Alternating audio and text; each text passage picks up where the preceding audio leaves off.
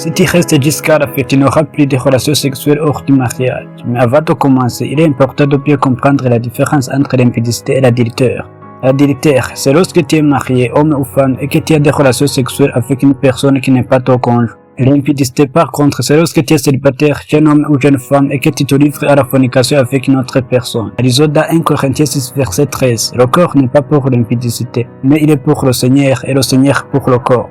Voyez-vous comment Dieu accorde de la valeur à ton corps? La parole de Dieu déclare que le corps n'est pas pour l'impudicité. Autrement dit, Dieu lui-même t'interdit d'utiliser ton corps dans l'impudicité. Au contraire, il est pour le Seigneur et le Seigneur pour le corps. Ton corps et le Seigneur solide, tu ne peux pas les séparer. En d'autres termes, ton corps est une propriété privée de Dieu. Imagine que tu laisses ta maison entre les mains de quelqu'un pendant ton absence. Puis on te montre une vidéo où cette personne a abîmé ta maison, changé les couleurs, il y avait un trait de prostituée et l'a détruite. Quelle serait ta réaction? Et bien de la même manière, lorsque Dieu voit que tu as pris sa maison, c'est-à-dire ton corps, et que tu l'as livré à la fornication, que tu l'as associé à la prostitution, cela attriste profondément son cœur. Si tu comprends cette vérité, même lorsque ton corps voudra t'attirer vers la fornication, tu refuseras, tu iras à genoux dans la prière, et le Seigneur t'accordera la force de résister au désir charnel. La Bible dit encore dans 1 Corinthiens 6, verset 19. Ne savez-vous pas que votre corps est le temple du Saint-Esprit? Ici c'est clair. Ton corps ne t'appartient pas, tu n'en es que le gestionnaire, le véritable propriétaire c'est Dieu. Cela veut dire que tu n'as aucun droit d'en disposer comme tu veux.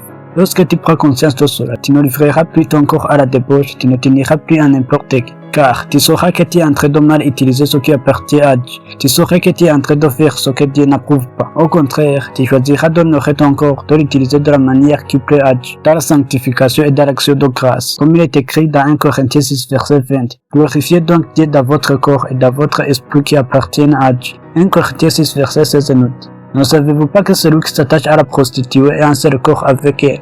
Car, est-il dit, les deux deviendront une seule chair. Cela montre que lorsque tu couches avec une personne qui n'est pas ton conjoint, vous devenez une seule chair. Lorsque tu t'unis à une prostituée, vous devenez un seul corps. Alors, comprends bien ceci. Tu as pris le corps de Dieu et tu l'as associé à une prostituée. Comment Dieu ne sert-il pas offense? Comment n'exerce-t-il pas son jugement? Beaucoup pensent que devenir une seule chair ne concerne que le mariage. Mais ici, la Bible nous dit clairement que lorsque tu couches avec une prostituée, vous devenez un seul corps. Ce lien n'est pas seulement physique, il est aussi spirituel. Car au-delà de l'union des corps, il y a l'union des âmes et des esprits. Des esprits impurs peuvent passer de l'un à l'autre. Des esprits d'héritage, des malédictions ou même des démons peuvent s'introduire dans ta vie. Parce que tu as ouvert la porte à Satan par la fornication. Ceux qui exercent le ministère de délivrance le savent. Il arrive souvent que des démons confessent qu'ils sont entrés dans la vie d'une personne au moment d'un acte sexuel hors du mariage. C'est pourquoi Dieu nous dit de fuir l'impudicité. Il est écrit dans 1 Corinthiens 6, verset 18. Fuyez l'impudicité. Remarquez bien-aimé, c'est le seul péché pour lequel Dieu ne dit pas résister. Ne restez pas seul avec un garçon ou une fille enfermée à deux dans un endroit où Satan peut facilement vous faire tomber dans la fornication. Ne donne aucune occasion au diable.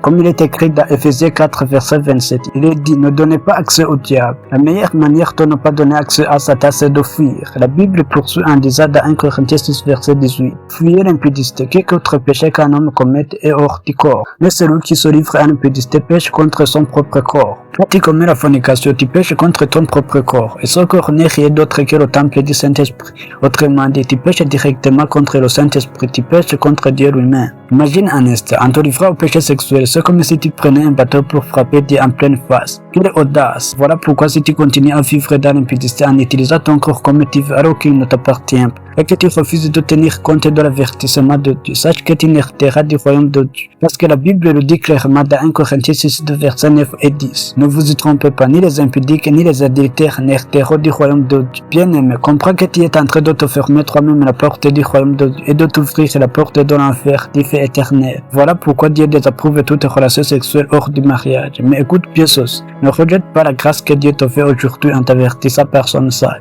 Renonce au péché, viens à Jésus, il est prêt à te pardonner et à t'accorder la vie éternelle. Mais laisse-moi te demander une chose. Je t'en prie, aime et partage la vidéo, abonne-toi si ce n'est pas encore fait et surtout laisse ton témoignage dans les commentaires. Que Dieu te bénisse abondamment et à très bientôt dans la prochaine vidéo. Et comme toujours, c'était un appel du ciel, suivez la volonté de Dieu et reconnais le chemin.